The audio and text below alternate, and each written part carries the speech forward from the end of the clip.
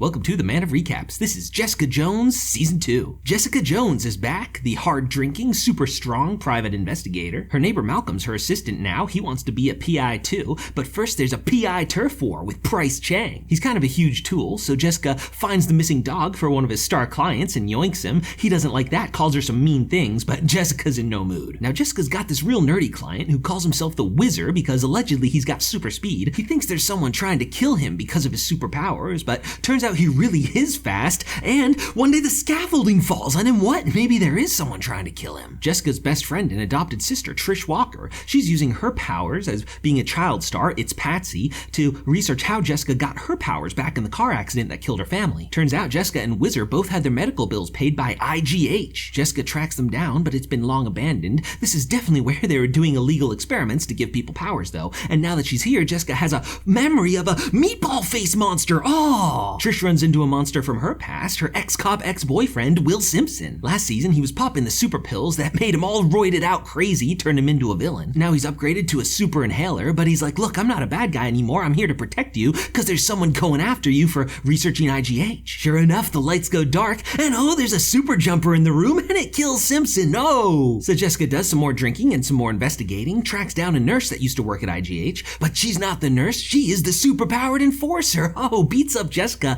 and gets out of there. Long story short, the girls pull some more medical records and think they found this woman's identity. She's homeless living in a warehouse. Trish feels pretty vulnerable with no powers, so she decides to try Simpson's super inhaler, and whoa, baby, that's some good stuff. They run up and tase her, but it's not the right woman. It's a much younger girl. She actually used to be a nurse at IGH, and she was attacked by that woman, and that's why she's hiding out homeless. Meanwhile, Price Chang continues the PI turf war. He sends a friend to steal a bunch of Jessica's documents, not knowing there's a super-powered enforcer out there trying to shut down all the info on IGH. Oh, she kills this guy. It kind of looks like Jessica did it, but she cooperates with the cops fully, and the evidence comes in, she's free to go. Now, high-powered attorney Jerry Hogarth is not doing so well. She went to her doctor, and she got that bad disease. Her partners try to push her out of the firm, but Jerry's not going down without a fight, so she wants Jessica to find some dirt on them. Trish isn't doing so hot either. That inhaler packs a pretty powerful hangover. Her mom's there to get her cleaned up, though, because the network news execs want to meet with her today. That's Trish's dream, to be a real reporter, but when she gets there, it's just her hot boyfriend. Yeah, she's been dating this guy who is a real reporter. He's been sneaking around. We thought maybe he was a villain, but no, he was just planning a secret engagement party. Aw, so sweet. Unfortunately, Trish just isn't feeling it. She wants to make her own career, not just be his wife, so she turns him down. So sad. Malcolm is trying to get information out of this nurse, Inez. At first, she just steals the TV, but then she tells him about the janitor who's in jail for murdering the other nurse. He's in a psych ward where only doctors are allowed in. Luckily, Jessica just met someone who makes great fake IDs. It's the hot new building superintendent, Oscar.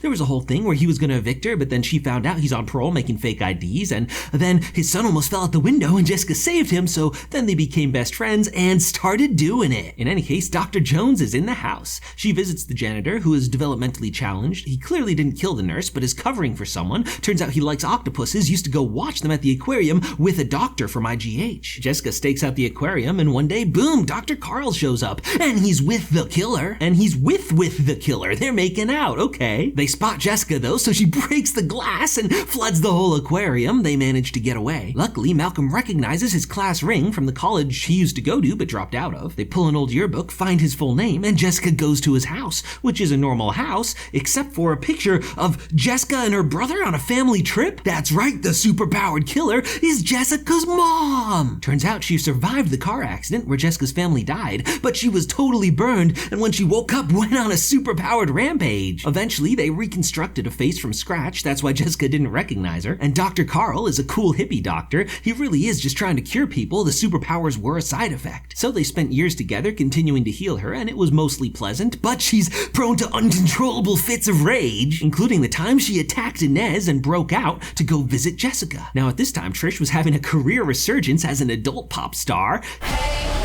I want your crack, crack. This was also when she got into hard drugs and she and Jessica had a huge falling out, but Jessica met a hot bartender and they fell madly in love. This is when she found her trademark leather jacket she always wears, and also the name of her PI firm, Alias. That was the club he wanted to start. One of his thuggish investors wants his money back now, so Jessica has to step in and beat him up. Then they come to see him like, hey man, you got a super girlfriend? Like, convince her to work for us. And he's like, yeah, I can do it. Unfortunately, Jessica's mom was there to hear this, and he tries to explain he was just saying that to get them off her backs, but she doesn't believe him. Long story short, kills him. And Jessica was absolutely heartbroken, and we honestly don't know if he was lying or telling the truth. So Jessica's mom goes back to the lab like, sorry I killed those nurses. Obviously everyone runs away except Dr. Carl, and they've been living in this house together, continuing to work on stuff, and somewhere along the line they fell in love and got married. They have kind of a normal life, except for the fits of uncontrollable Hulk rage. And all the murders to cover up IGH are just her mom going out to protect them. It's no big conspiracy. Jessica manages to call the cops, but her mom holds her down, and it's like, Dr. Carl, get out of here, save yourself. So mom and daughter are waiting for the cops, but once they get to reminiscing,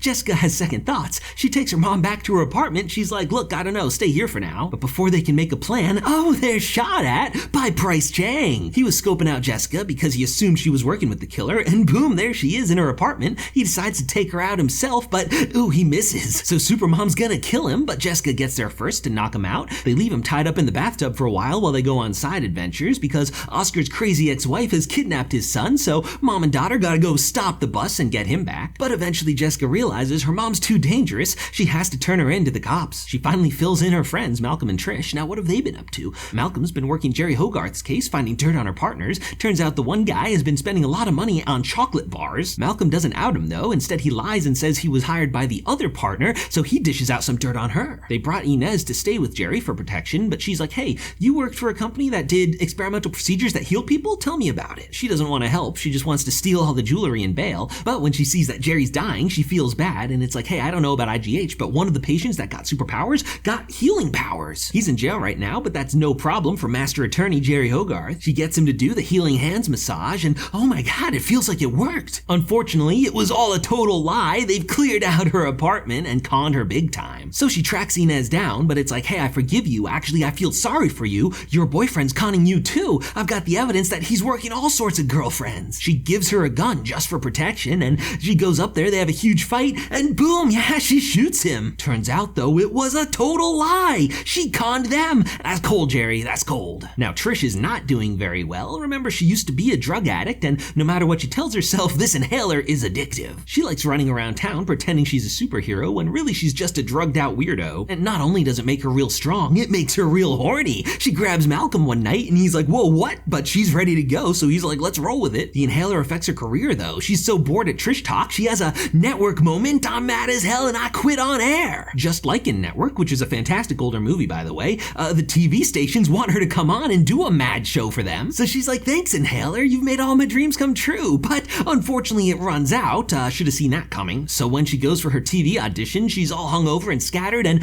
totally blows it. Back to the main plot, Jessica's mom is in jail and they're gonna send her to Supermax unless she gives up Dr. Carl, but she's in love with him so she refuses. Jessica has a plan though. She'll secretly go to Dr. Carl first and get him out of the country. That way her mom can give him up and he can still be free. But meanwhile, this prison guard is a huge dick trying to make her eat meat when she's a vegetarian. Eventually he gets the shock bracelet, starts torturing her. When Jessica finds out, she goes to his house to snoop around, and turns out there's been a lot of prisoner suicides that it seems like he caused. Unfortunately, he shows up and maces her and starts beating her, so she defends herself and oh god, I hit him too hard. He's definitely dead. Jessica reacts quickly, makes it look like a suicide confession, but now Jessica feels like a killer and everything turns purple. Yeah, that's Kilgrave's color. What's up? Kilgrave's back. At least as a hallucination in her mind, and he spends the episode bantering with her and, being her inner demon. But anyway, turns out Dr. Carl has disappeared. See, Trish and Malcolm realized what Jessica was up to and decided the right thing to do was to bring Dr. Carl to jail. But when they get there, Trish knocks out Malcolm, stuffs him in the trunk. She pseudo-kidnaps Dr. Carl and it's like, hey, I want you to give me superpowers. Jessica needs to track them down, so she pulls up Malcolm's dating app. She calls a bunch of his matches, like, hey, how far away does it say he is right now? And